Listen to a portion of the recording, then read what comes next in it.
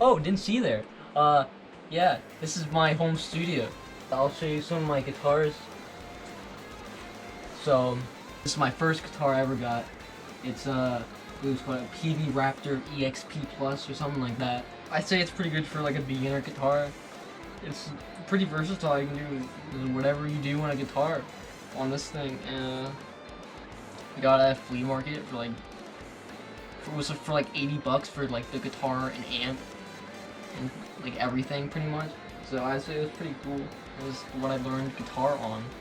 A pretty good guitar if you're like starting out and you need a guitar, and consider getting something like this.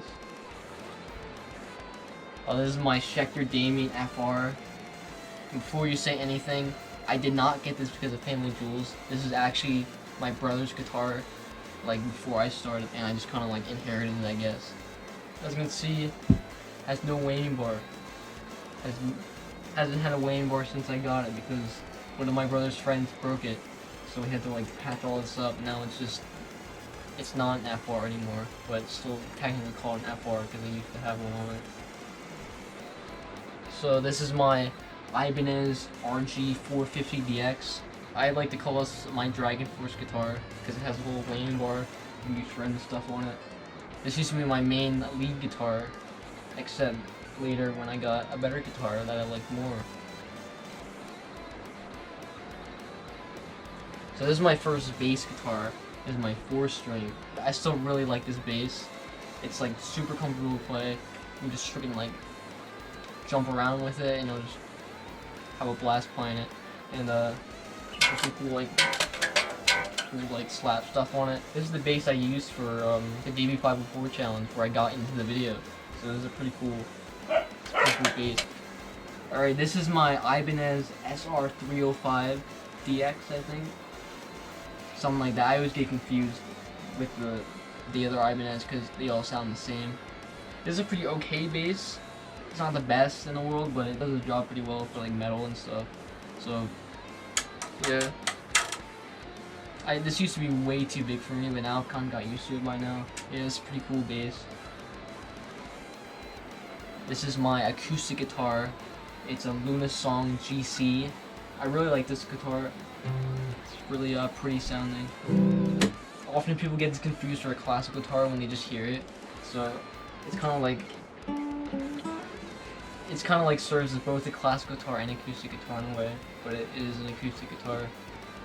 Last but certainly not least, my favorite guitar that I've ever had, my PRS. This is pretty much synonymous with like my channel art that I've been in, is this guitar, because it's so good. I love this guitar a lot. Pretty much I use it for almost everything if I can. If you've gotten a commission from me, and I've done guitar on your stuff, I'd probably use this guitar, because I can do anything on this guitar, dude. It's great. I love it. There's gonna be so many cuts in this video because I stumble every 2 words. Bring you over here. This is my piano. Yamaha digital piano, P45. It's a pretty good piano.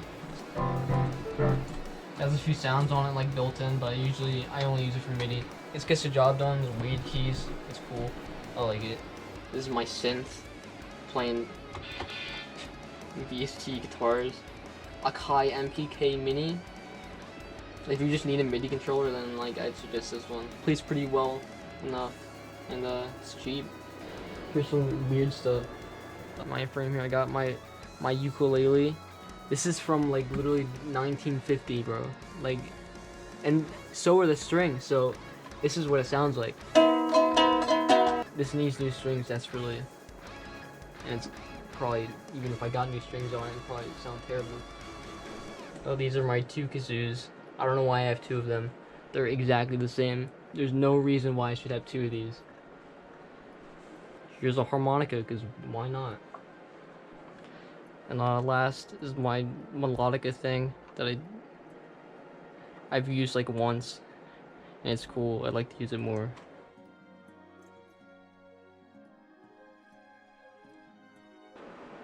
It's so small, you can just freaking like throw it. Oh.